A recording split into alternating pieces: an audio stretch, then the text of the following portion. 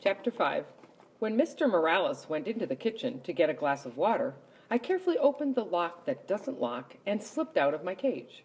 I leaped over to the chair, then scampered down to the floor and hid in the corner behind the long curtains. Mr. Morales returned and sat down again. The children were still thumping and bumping and were now screaming and screeching as well. "Say, Humphrey, maybe you need some water too," he said and leaned toward my cage. Mr. Morales gasped when he saw that it was empty. "Humphrey, where did you go?" "Oh, I should have known you'd escape. I'd run away from those kids if I could too. But do me a favor, Humphrey. Please come out." In a panic, he darted around the room. "The kids in room 26 will hate me if I lose you," he said. I felt sorry for Mr. Morales, so I scratched around a little.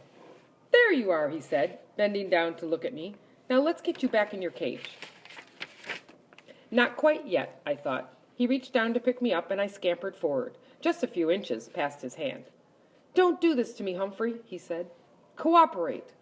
But I wasn't doing anything to him. I was doing something for him. "Work with me," he said, but this time to himself. "Maybe. Hey, that's it." He looked down at me. "With your help, Humphrey." Mr. Morales really swung into action then. He raced upstairs. The thumping and bumping stopped. When he raced back downstairs, Willie and Brenda were with him. "Close all the doors, Willie," he said. "But, Dad," Willie whined. "Close them," his father repeated firmly. "Now." Willie closed all the doors. "You two scared poor Humphrey with your screaming and poking and thumping. We may never see him again," he told them. Brenda burst into tears. "Humphrey's dead," she sobbed.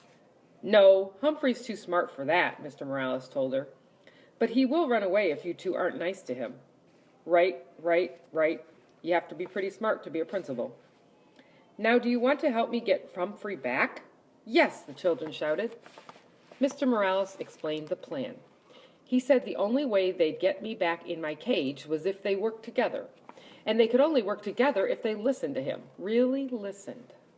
They were listening now, and they kept listening too, because he told them the most important thing they could do was to be quiet. So they were quiet. "I'm pretty sure he's still in the room. Our job is to lure him back into his cage," Mr. Morales whispered. He put my cage in the middle of the floor. Then he went to the kitchen and got a handful of sunflower seeds. Willie and Brenda helped him make a trail of seeds across the floor leading up to the cage. "Good," said Mr. Morales. "Now we have to be very, very quiet and wait for Humphrey to pick up the seeds. But if you say anything or even move, you might scare him." "We'll be quiet, Dad," said Willie. Brenda agreed. They all sat on the sofa. "Do you think it will work?" Willie whispered. "Of course," Brenda answered.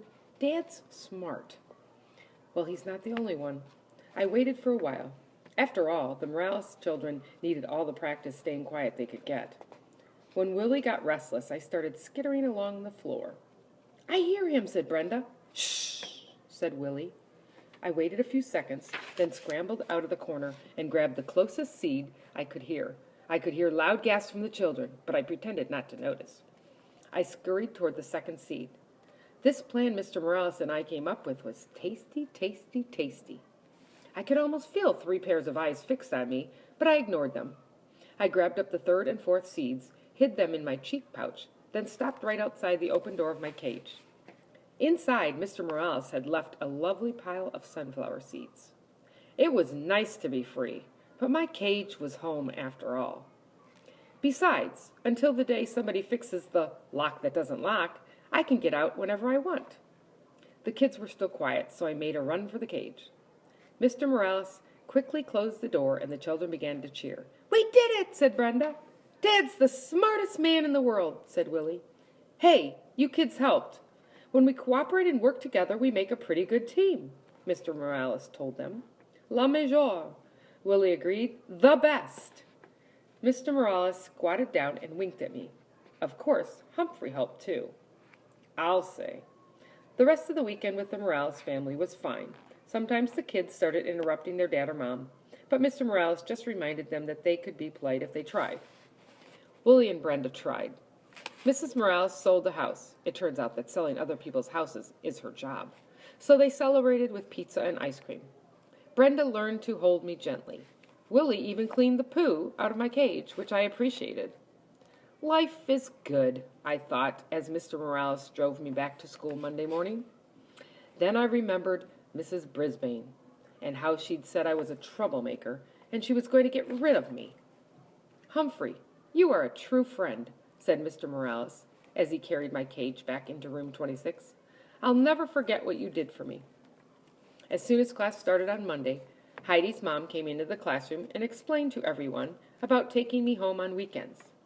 How many of you would be interested? Mrs. Hopper asked. Every single hand in the classroom was raised. Every hand except one, Mrs. Brisbane's. Still, it was a pretty good week. I got a 90% on the vocabulary test. I'll bet Saya got 100%. But she still didn't raise her hand, even though she'd promised. And Aldo talked more and more every night. On Tuesday night, he leaned in close and asked, Humphrey, don't you ever wish you had a girlfriend? Like most hamsters, I'm pretty much of a loner, so I really hadn't thought about it before. Not sure, I squeaked. I would like one, said Aldo, a real nice girlfriend. I felt so sorry for Aldo. I squeaked extra loud when he performed his broom balancing act for me. I was still thinking about him on Wednesday. After everyone had left, while there was still light coming in the window, I meandered outside the cage to help myself to any mealworms that Heidi might have left behind when she fed me earlier in the day. The table was covered with newspapers, and while I nibbled, I browsed the news. All of life was there on the pages of the newspaper. Births and deaths, lost pets, sad, sad, sad. Funny jokes, good news, and bad news. Then there were the ads.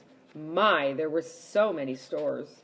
Not just Petorama, but Shoesorama, and Foodorama, and Books Galore, and Wide World of Tools. And there were other ads, too. One in particular caught my eye that afternoon. It read, Work nights? Lonely? Want to meet others who work nights? The Moonlighters Club. For people who work at night. Meetings are held during the day on weekdays. Hikes and outings to restaurants, parks, plays, movies, and much more. There was a name and phone number at the end. I could hardly believe it. This was exactly what Aldo needed. I could already see him smiling and happy, going to parks and plays with the Moonlighters Club, and having a girlfriend. But how could I get Aldo to read this ad? He'd probably just throw it away.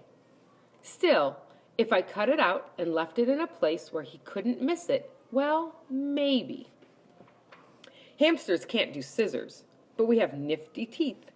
It took me a while to nibble the whole ad out neatly, but I did a pretty good job. Then I stood the clipping up against my cage. Aldo couldn't help but see it if he looked at me, which he always does.